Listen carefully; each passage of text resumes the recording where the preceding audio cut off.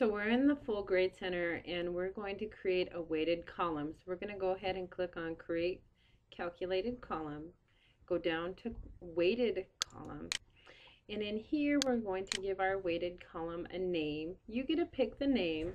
I always like to use final grade or Ed 107 final grade, whatever class I'm teaching. I usually put that at the beginning and then final grade.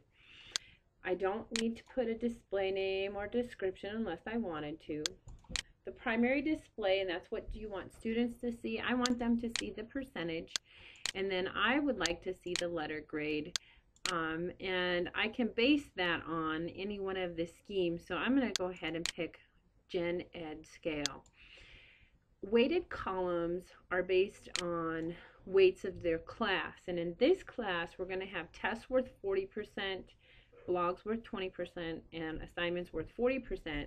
So what we're going to do is I'm going to click on assignment, and then I'm going to press the right arrow, and it shows up here on the right hand side, and my assignments are worth 40%. So I'm going to type in 40%, and then I'm going to change this to proportionally.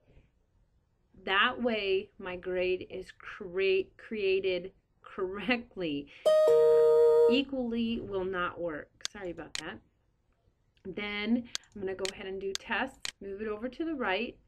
There's no method to the madness of how they show up on the right hand side, but tests are worth 40%.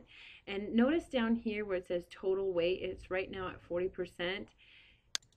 That automatically updates every time I type in a new percent. And the last one is blog, and I'm going to click the right arrow over, and we're going to, again, I'm sorry about that noise, but they're noisy outside and I need to get this done.